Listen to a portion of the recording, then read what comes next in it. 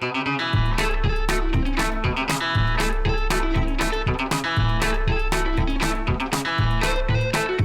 are listening to Stories from Real Life, a podcast by engaging storytellers for engaged story listeners. Here's your host, author and journalist, Melvin E. Edwards.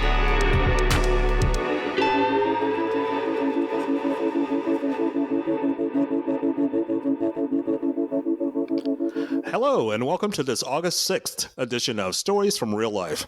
I'm your host, Melvin E. Edwards. John Williams will tell you about our two guests today as we celebrate our first anniversary.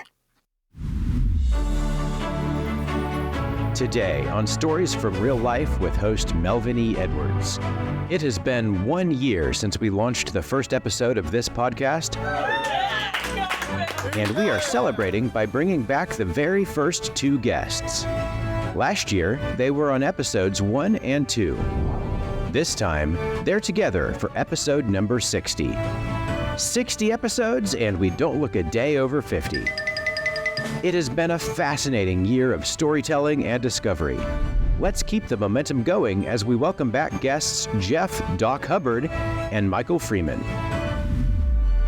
Here's your host, Melvin E. Edwards. Thanks, John. Doc Hubbard and Michael Freeman, welcome back to the show. Thank you, Melvin. Thanks for having us. Really a pleasure to be back, Melvin. Really a pleasure. Thank you. Thanks. So I'm pleased that the two of you were my first two guests, and I'm thankful and a little bit surprised that you'd even want to come back. So thanks for coming back again. Well, and congratulations to you on the success of this podcast.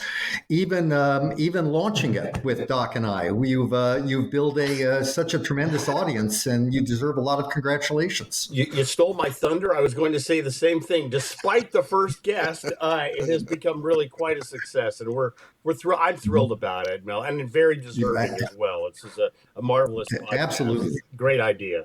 Thank you.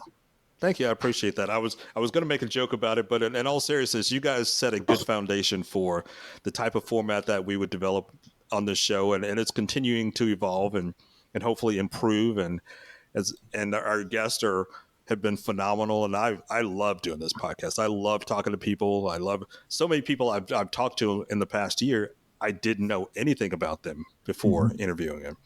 So this has been a lot of fun for me. I appreciate you guys listening. So since our first episode on August 1st of 2023, like I just mentioned, it's continued to evolve. Even the name of the show was a little bit different. It was originally called Story on Real Life and Other Fantasies.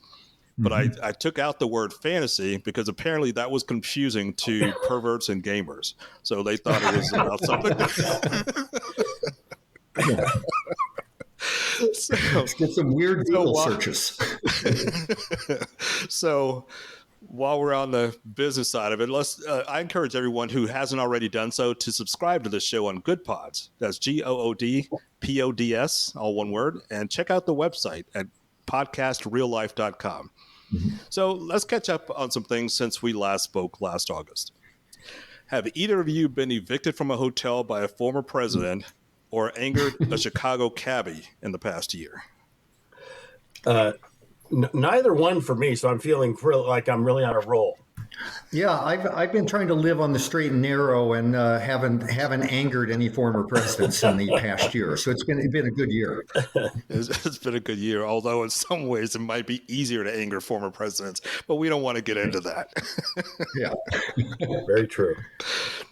All right, so since last year when we talked, has anything happened in your life that you want to share? I'm sure we've had some interesting adventures in the past year. And Doc, right. Well, I have had lots of great things going on. I've gone on a lot of baseball trips and done some different things and camping and family things. And the big news around the Hubbard household is my wife retired. She was an elementary school principal on June 30th.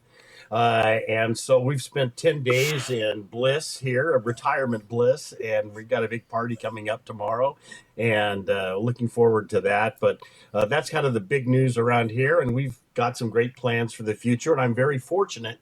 My wife is a baseball lover too, so I really lucked out there.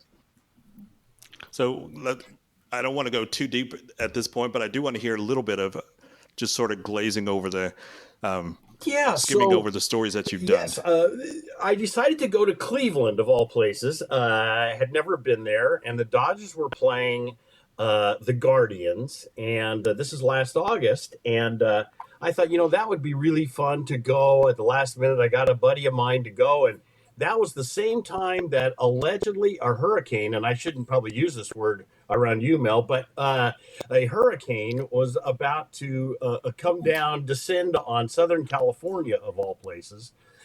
So I had to leave a little early, and I got to go out to Cleveland and see the Progressive Field and the Guardians play the Tigers and Miguel Cabrera's last game, and they gave him a guitar from the Rock Hall of Fame, and then I saw the Dodgers come in. There was a tornado that sat down, but it was tremendous. A week with me and a friend, and so I was able to do that trip.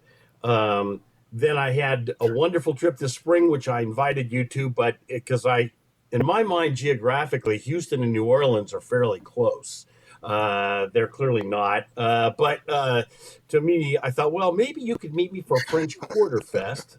So I did spend a week in New Orleans, and for that marvelous event. And then just recently, a few weeks ago, I went to Pittsburgh to see PNC Park with my son, a buddy, and his son. So those are just some highlights of kind of the things that I've been doing. Been keeping busy. I did a marvelous trip to the Olympic National Park last September and visited family up there as well. So, you know me, I'm keeping busy and really enjoying things. But the baseball has been a treat. I'm looking forward to doing more. I'm going to Minnesota in a couple of weeks and looking forward to that as well. Yeah, that sounds like fun. And just so you know that I'm Houston's my hometown, but I don't live in Houston anymore.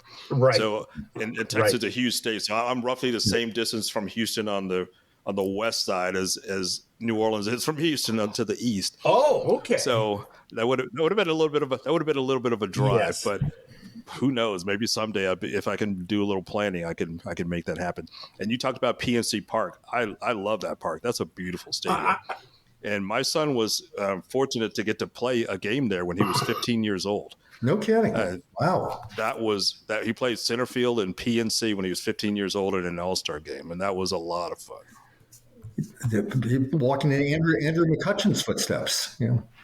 Yes, absolutely. I have never seen a park so beautiful. I mean, it's just extraordinary that place, and all the folks, the Pittsburgh fans, are so rightfully proud of it. Of course, they're mad at their owners because they never spend enough money on keeping good players there. They get good players, and then they trade them. And so that's a frustration of almost every fan that I spoke to there. But the venue there, I think it's the prettiest ballpark I've ever been to in my life. And I've been to a lot of ballparks in my several years of living. So that's quite a place. Quite a place. Wow. How about you, Michael? What have you been up to in the past year? Well, I've been doing the opposite of Doc, where he's been doing some great traveling. I made a change that has me spending less time in my car right now. After Melvin, when you and I last spoke, I had been executive vice president of a major healthcare trade association for 27 years. And I changed that earlier this year and am no longer employed in the day-to-day commuting office work and am now just doing my own thing.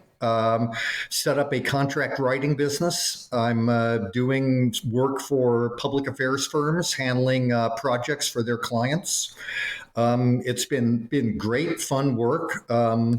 I've got a whole closet full of neckties right now that will draw cobwebs, which I think is great. And I used to put the wingtips on every day, and now I've got my wife nagging me about why I'm still wearing the tennis shoes with the holes in them. So it's been an interesting life transition. But, I'm spending days writing on a number of topics from prescription drug prices to making table saws safer, and just the variety of the writing I'm doing every day, and not having to get in the car and commute an hour each way to an office has been a great change this year.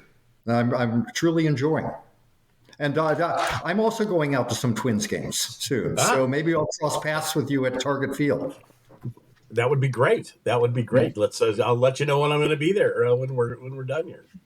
Yeah, the Twins sort of had a bumpy start to the season, but they've been playing very well lately. Yeah, without getting in the weeds, they started 7-13, and since then they've had the best record in the American League. It's a good year so far. Wow. Yeah, the Astros started 12-24 this year. Or they were 7-19 at one point. They were 12-24 at another point. And they're, by the time this airs, who knows what the record will be? But hopefully they'll be in first place by the time we release this in early. I think you and I were commiserating in April on how down in the dumps we were. It was not fun. I don't look back on those bad teams fondly when the Astros were losing 100 games consecutive years. So I much rather have a winning team. So I just going back to the beginning of this podcast real quickly. Doc, you were the first guest I had, and something you mentioned during that first episode I've carried throughout this, and it's definitely helped me develop this brand. We talked about you going to the Negro Leagues Baseball Museum, and you suggested I interview Bob Kendrick for an episode of the podcast. And right after that, I reached out to him, and not only did he agree to come on the show, but he's been on here twice since then. And one of the lessons I learned from that was if there's somebody I'm really interested in having as a guest, just reach out to them. The worst they can do is say no. Mm-hmm. And the other thing that I've learned is people like talking about themselves. So if you invite them to talk about themselves, chances are they will take you up on that opportunity. I can count on one hand the number of people who've said no to a request to come on as a guest. And this is our 60th episode. So the ratio is very good of inviting people and having them actually come on here.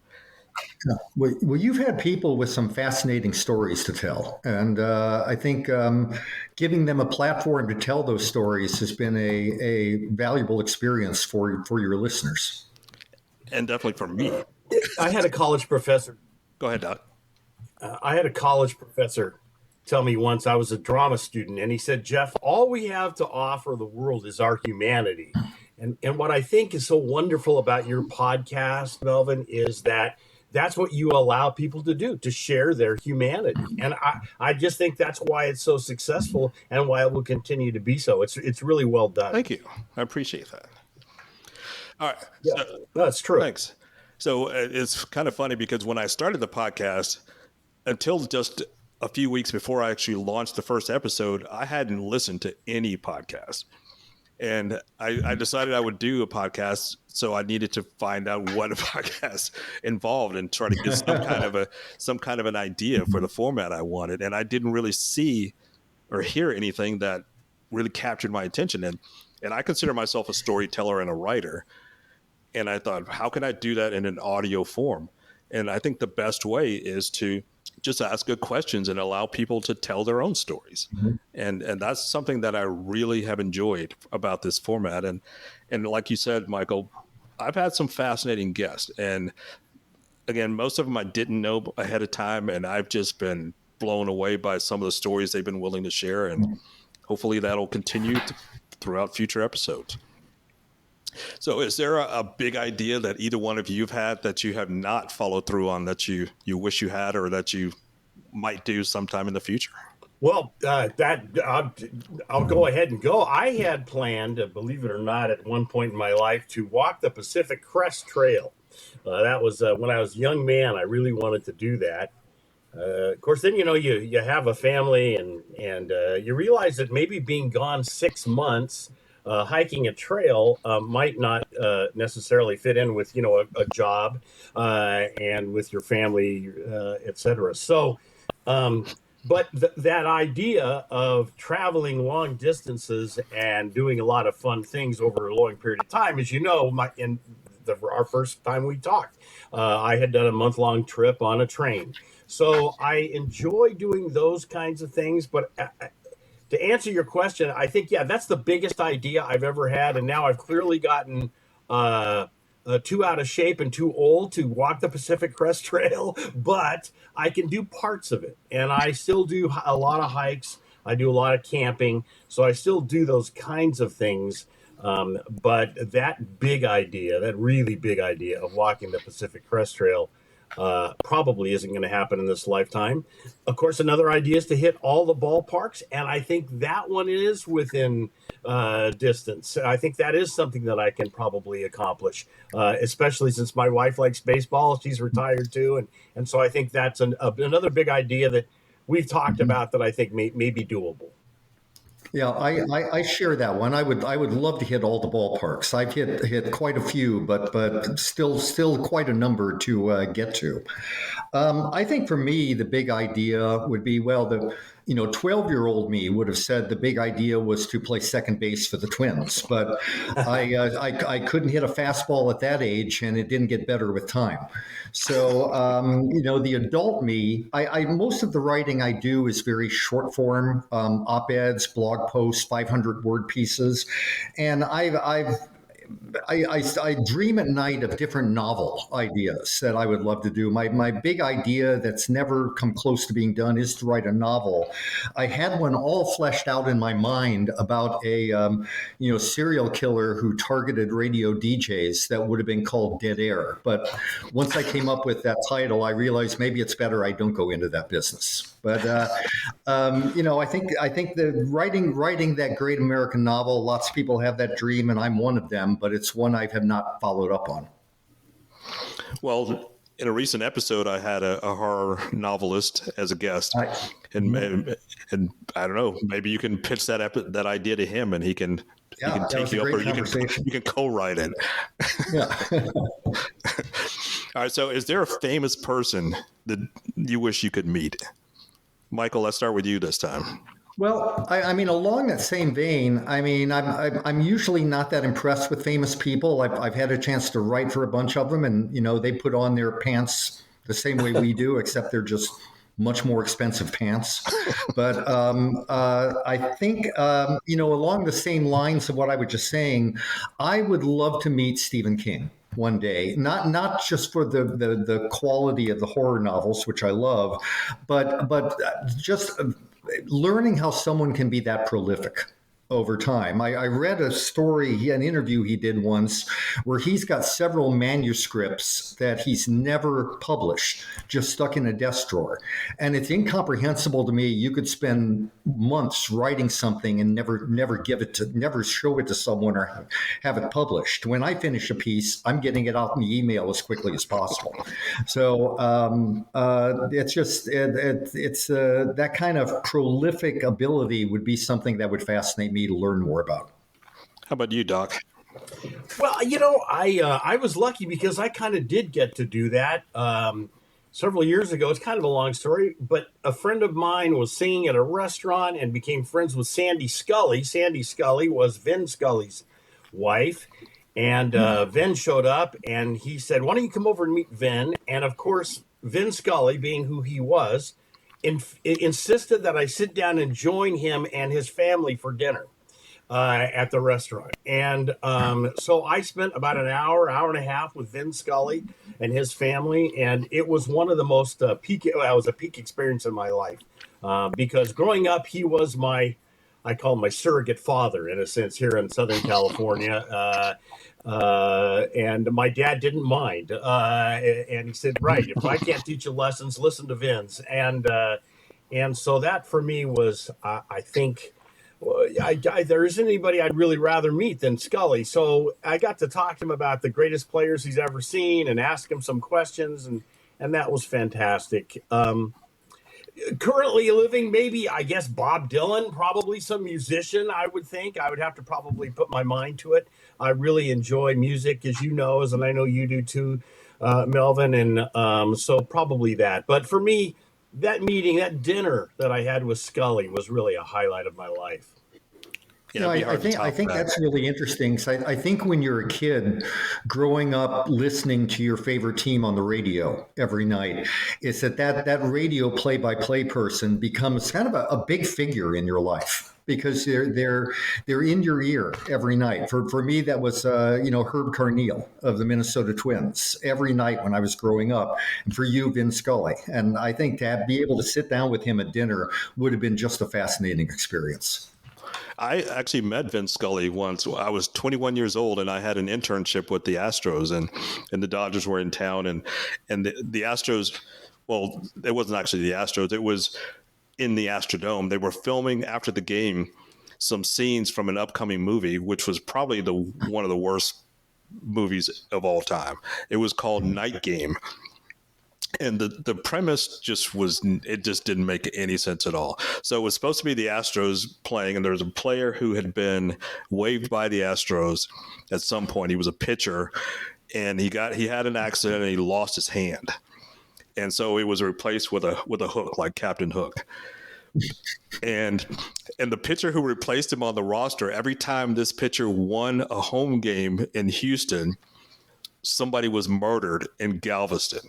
Don't ask me why Galveston, because that's an hour away. Why not Houston? Why not outside the stadium?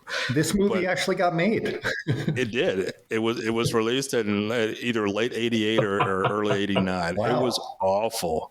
And Roy Schneider from Jaws fame was the star of this movie. He was, I believe, the lead investigator. Now I want to find this on streaming somewhere. It was awful. If you can find it, and if you can make it through it. I have seen that movie, and your assessment is correct. I was just saying, I have seen that movie, and your assessment is exactly correct. Yes. So that means two of us have seen that movie. I'm surprised if the audience was that large. Well, I'm going to make it 3. I'm going to find this movie. Maybe I'll watch it again just to see if it's as bad as I remember it to be. But I'm sure it definitely is. So again, let's stay on the subject of baseball. So if you were the commissioner of the Major League Baseball for just one day, which is much better than being a dictator for a day. Again, that's sort of we'll throw out to politics there too. If you were the commissioner of Major League Baseball for one day, what change would you make to the game? Well, I'll tell you, I would have a very busy one day because there are 3 changes that I feel need to be made. Number 1, I would eliminate the abomination that is the automatic runner on second base in extra innings. Back when we were kids playing pickup ball, if we didn't have enough players, you had ghost runners on base. And Major League Baseball should be better than that. So that's just an abomination I would eliminate. Number 2, I would bring back weekend day World Series games. Because I think it's very difficult to grow a new generation of baseball fans when you have the game's the biggest showcase ending around midnight in the Eastern time zone. So I remember growing up loving baseball, watching the amazing Mets play the Orioles in 1969 during a Saturday afternoon. And I would bring those back. And number 3, just as we have a penalty on teams that spend too much on payroll, I would have a penalty on teams that spend too little. I think we were talking, Doc was talking about Pittsburgh a moment ago. I think, these franchises are worth hundreds of millions of dollars in value, and they owe it to their fans to put a competitive team on the field. And the teams that don't spend the money and aren't competitive year after year just are doing such a disservice to their fans. And there's a way to correct that by having a salary floor. So that's my soapbox on baseball. Those are some pretty good choices. I think we may have to have an election to name you as the commissioner. So how about you, Doc? What would you? Just one day. How about you, Doc? First of all, I would support having Michael as the commissioner as well. I mean, if we can start some sort of a coalition, perhaps, because I think his comments were spot on. I agree that the ghost runner is it's just an abomination was the word you used, and I think that's an accurate description. It's horrible, and it makes no sense to me why we're doing it, and it makes me a little crazy. But I'm real old school. Well, I'd like to see a lot more day games. I go to here in Southern California. If the Angels or the Dodgers have a day game in midweek, I'd go. But I remember growing up as a kid and going to all of those, or watching all the World Series games during the day. And I think on the weekends, I get it during the week, but on the weekends, there's no reason why we can't have day games. Baseball, in my view, is meant to be played in the sunlight, or at least in the outside during the day. So I support that. And then, of course, my most unpopular opinion, I guess, because I grew up in the '60s, so I like a lot of good pitching, is I'd get rid of the DH. I never liked it. I don't like it now. That's never going to happen. I realize that ship has sailed, but a man can dream. So there's that. Well, your best hitter is a DH, so I don't know if I'd be in such a hurry to get rid of him. We'll put him out in right field, no problem. I don't think I would have I don't think I'd make a whole lot of changes. The one change that I've talked about for years that I would make right away would be changing the balk rule. Because the balk rule just does not make sense. So unless you're blatantly trying to deceive a runner, like if you flinch, that's not deceiving the runner. If you happen to drop the baseball for some reason, that's not deceiving the runner. I would change the balk rule. And now, within the last couple of years, I would change the pitch clock. I know some casual fans like that the game is going a little bit quicker, and I guess overall that's a pretty good idea. But I think that's also partially to blame for the number of pitcher injuries. Mm-hmm. So when you've got 18 seconds to throw the next pitch, when you're in a bases loaded situation, you don't have time to catch your breath. Or like there was a specific situation earlier this year where Justin Verlander was pitching for the Astros, and I believe it was Milwaukee we were playing. The batter had fouled off like 10 straight pitches, and so Verlander didn't have a chance to stop and catch his breath or walk around the mound and figure out how he's going to try to attack him after that. He just had to keep pumping the ball in there. Eventually, the guy hit a 3-run homer and won the game for him. Like, I don't think that would have ever happened if there hadn't been a pitch clock where he was forced to keep that cadence going despite the pressure he was under. So that's it for me, just the balk rule and the pitch clock. Go ahead, Michael. I think that's a good point on the pitch clock. I think, and if you look at the problem with slow games, I think as big or bigger a problem than pitchers were the hitters that would step out every pitch and adjust their batting gloves and helmet, and they probably delayed the game more than the pitchers did. I agree. Yeah. I definitely agree with that. And to me, baseball is supposed to be a slow-paced game. That's the idea of it. It is not supposed to be basketball or football. It is a different thing. It's played on a field. It just has a different tempo to it. And I think we've interrupted that tempo a little bit with the pitch clock. So I'm with you, Melvin, 100% on the pitch clock. And I do understand, as you guys are pointing out, the games have gotten too long. But I went to a game this year. It was almost less than 2 hours. And I felt like, did I really get my money's worth for this? I'm not so sure I did. And so I appreciate that comment. And just one more comment about the balk rule.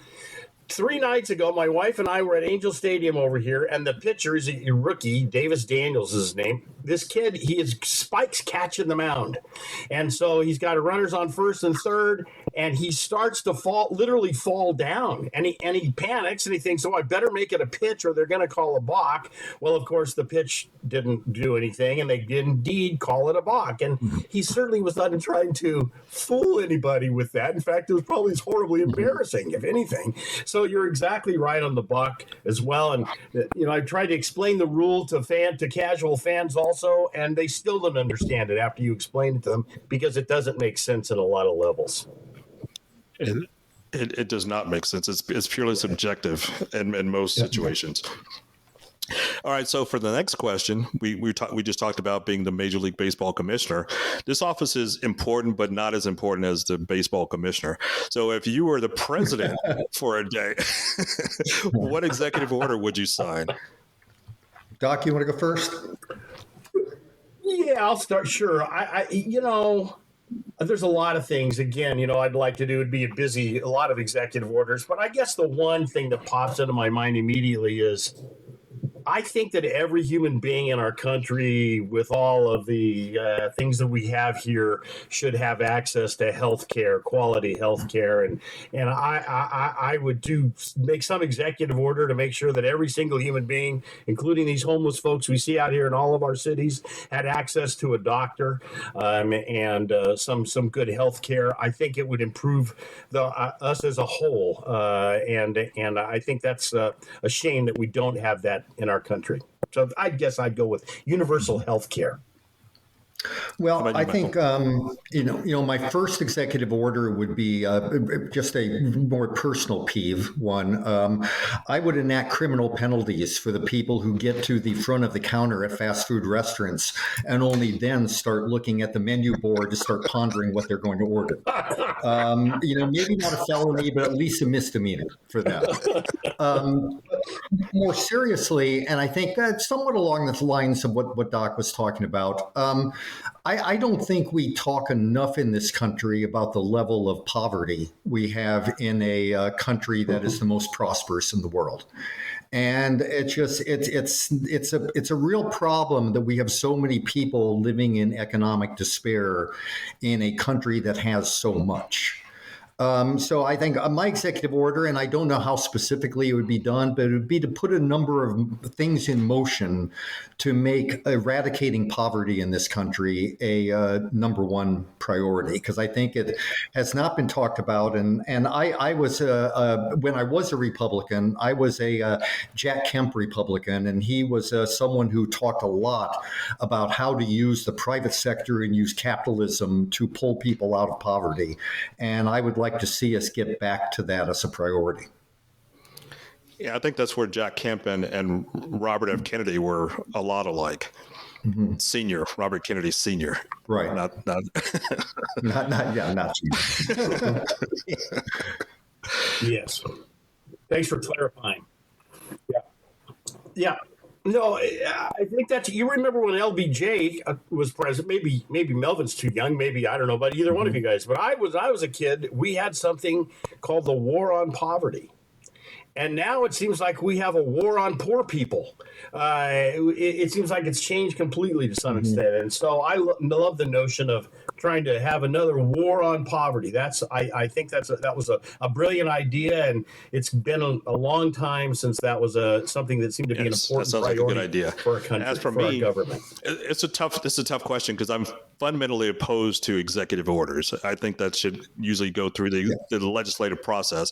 But if I had to sign one, or had to at least discuss signing one, it would have something to do with making voter access simpler, make it easier to vote, not making it more difficult to vote. Some of the things I've seen in recent years are just so frustrating to me, and in particular 2020, when we were in the middle of a pandemic. It was discouraged from going out into crowded places, and so some people on some sides were voting by absentee, and others were told that those were the corrupt and illegitimate way of voting. And so you had to show up on voting day. And it was just confusing for a lot of people, I think. And especially here in Texas, where I am, like Harris County, where Houston is, the biggest county in the state, had one drop box for the entire county with about 6 million people. Because legislators wanted people to have to go on election day to vote. And it was just too risky in some people's minds.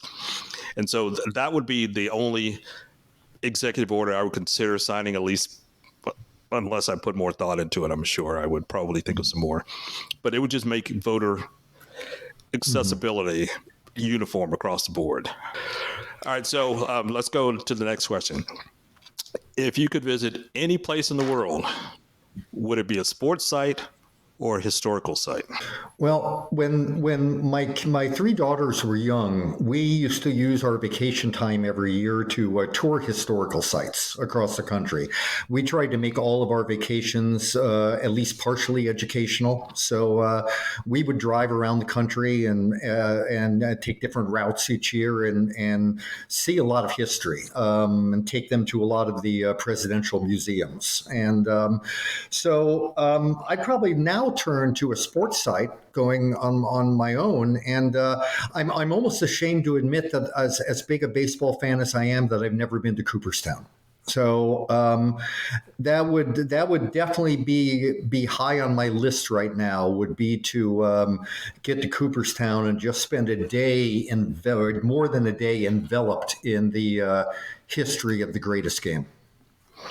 Okay, I want to give you a chance to say more if you want to, but I want to revise something I said earlier about the balk rule. I'm going to call a balk on you now. Since you're a baseball fan and you're within 5 or 6 hour drive of Cooperstown. Yeah, I said I'm ashamed. Go. So I'm calling the balk. That will be the new balk rule. If you're within 10 hours of... My wife is also a big baseball fan. She's a huge baseball fan as well. We go to spring training every single year. We make a 2-week spring training sojourn to Florida. And for some reason, we have never been to Cooperstown. As I said, I'm ashamed to admit it.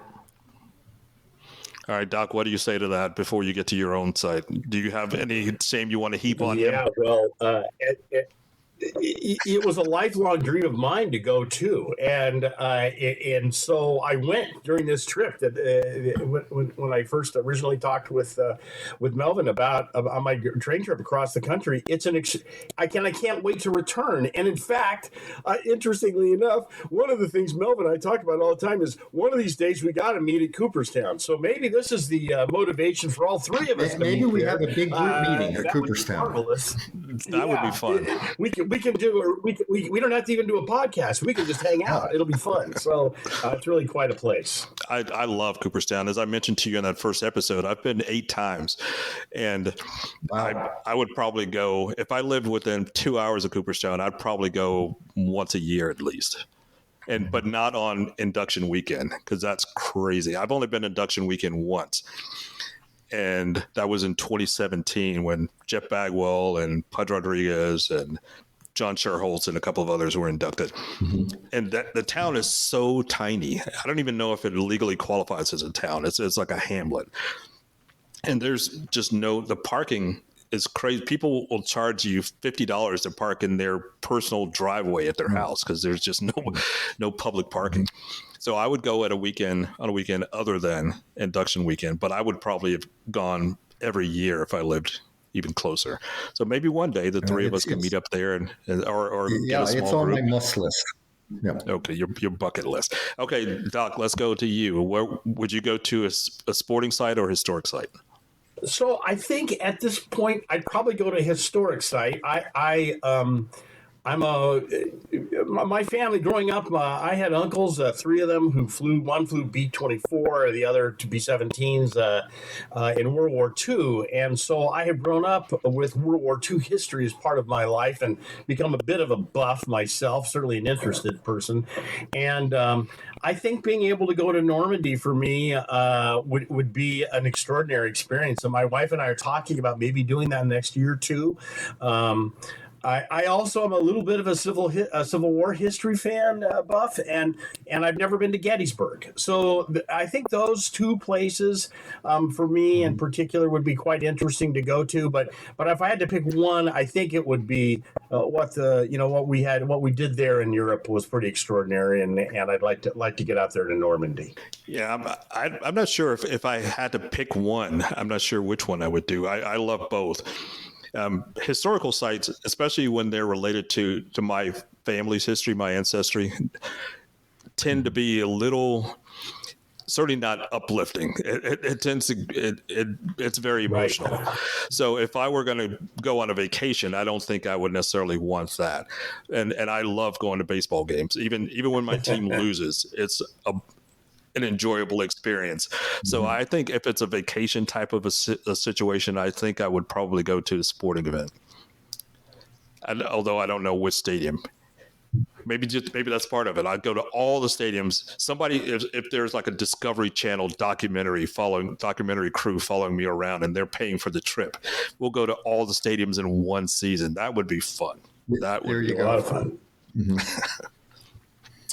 All right, so let's have a broad question here as we close out this episode. Is there anything else that either one of you would like to add on this first anniversary episode that is on any topic? I know this is risky, but I'm giving you a chance to talk about anything you want. You got the floor here. Doc, you can go first. Sure. Well, I would just start in terms of my relationship with you. It's been so really something I really appreciate. And it's funny because I was a very active Twitter user at one time, and then you're probably aware there was another fella that came in and bought it and changed things a little bit. And I'm not nearly as active as I used to be. And I would say probably a third of the people that I had kind of gotten close to and became friends are no longer even on that website anymore, which is a shame. But I have been fortunate that I have met some really extraordinary people.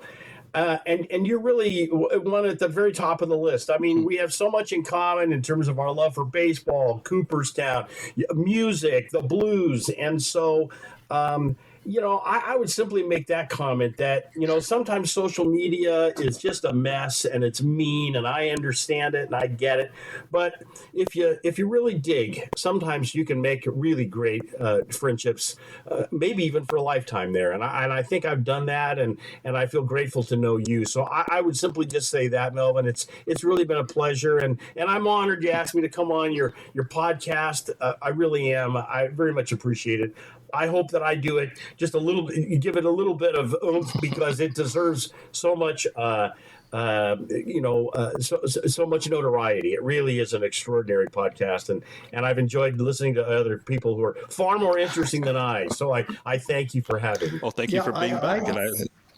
Go ahead, Michael. I would just really echo what Doc said. As much as I got on the social media site we're talking about just because it seemed to be a good mental health outlet to yell on there rather than stand on street corners. You yell at passersby when you're angry about something. But the benefit of it has been really meeting a lot of fascinating people and having side conversations with some great people on that site. And yeah, just as Doc said, Melvin, you and I found we have a number of things in common, from baseball to kids' weddings, and we've had some great exchanges on there, and I've had that with other people as well who have become great conversation partners for years now. So that's something I've really relished. Well, thank you to both of you. That's not what I was expecting as your answer, but I appreciate that. I'm humbled, and I agree too that meeting the two of you has been a highlight. And I try to look for the best in most situations, and there are some exchanges on that site that we're talking about that are just truly frustrating and maddening to deal with.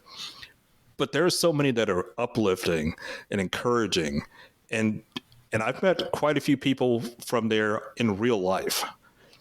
And people are, as I've found them to be, as real as they appear to be on the social media site. And I'm thankful for that. And I consider them to be real life friends, even if I haven't met them in person. Like, I haven't met either one of you two in person. I consider you to be friends. And I hope we do meet in person someday.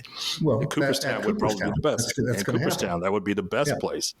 It's a little bit further for me to go now from here, but it's not as far as it is for Doc. So in fact, Melvin, we almost met when you were in Maryland, but I was going to come to one of the baseball games you were coaching, but it got called off.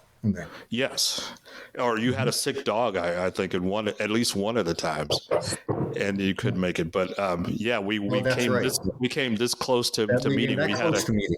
We were playing in Ocean City, my son's American Legion baseball team. We'll make it happen someday. So thank you to Jeff, Doc Hubbard, and Michael Freeman, who were my very first guests in August of last year. And now they're my first guest at the beginning of year 2. So thank you, gentlemen, for being here again. This has been fun and a great pleasure for me. Thank you, Melvin, and wishes for continued success with this podcast. Absolutely. Go get them. Keep it up. Good stuff. Thanks again for having me. Thank you, guys. So thank you also to everyone who's listened to this podcast over the past year. Please invite a friend to listen to the show throughout this second year. I would appreciate you spreading the word. That's it for this week's episode of Stories from Real Life. Join us again next time for another great storytelling journey. Until then, don't forget to shine your light wherever you go. That was Stories from Real Life. Join us again next week for another great storytelling journey. See you next time.